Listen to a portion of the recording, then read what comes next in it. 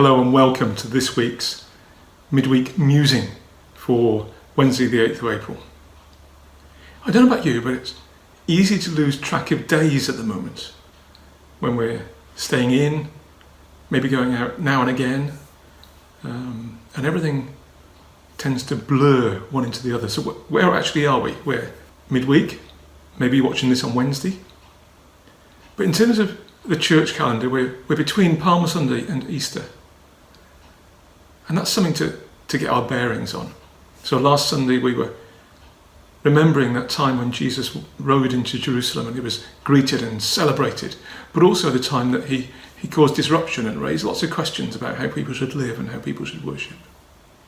And ahead of us are those events on Friday, when we remember the time when Jesus died on a cross, and Sunday, when we celebrate the fact that he is alive. So what was Jesus doing during those days in between? How did he spend that time? If we look in the Gospels, it seems that the majority of the time he spent debating and arguing and discussing with religious leaders about all sorts of things. And one time, one of those leaders came up to him. He was trying to trick Jesus, and he asked him a question. He asked him about what was the greatest commandment in the law. And this is what Jesus said. And we find this in Matthew 22, verse 37 to 39. Jesus replied, "You must love the Lord your God with all your heart and all your soul and all your mind. This is the first and greatest commandment.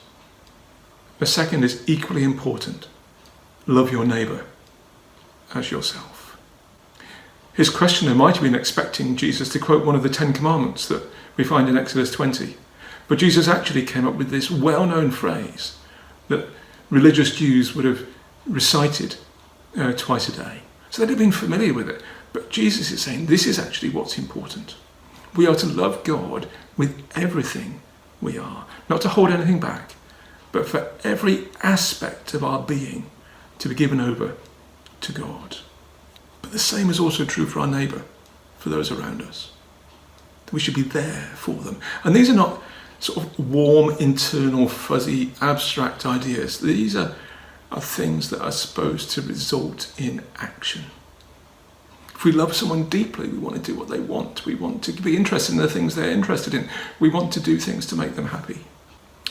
And flowing from our love for God should be a deep desire to serve him and to do the things that he calls us to do.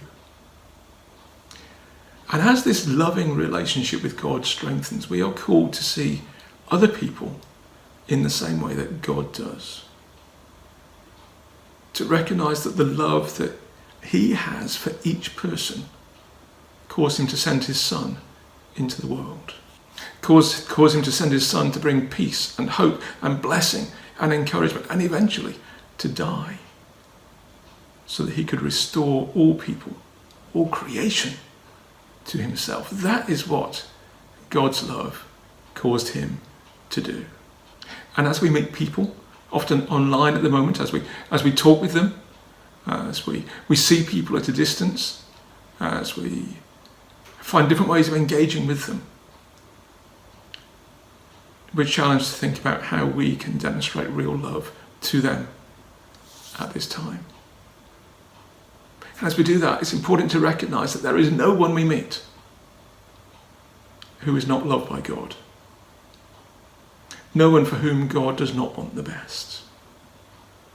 And in those words of Jesus, we are being encouraged to be God's representatives, to bring blessing and hope and encouragement and life and light into people's lives as we love them because of the love that we have for God and because of the way in which God models that love to others. Deeply, deeply challenging words of Jesus, and his example led him to die on a cross where we see him crying out to God to forgive those who were nailing his hands and feet to that cross. It's here we see something of the love of Jesus for those around him, even those who are mistreating him so badly. A couple of questions to think about. Are there areas of our lives that we are holding back from committing totally and completely to God? And in what way, particularly in these incredibly difficult situations that we're in at the moment, in what way can we powerfully and positively demonstrate that love to those around us? Maybe it's helping that person who is in need. Maybe it is sharing a word of comfort. Maybe it's offering to pray for someone.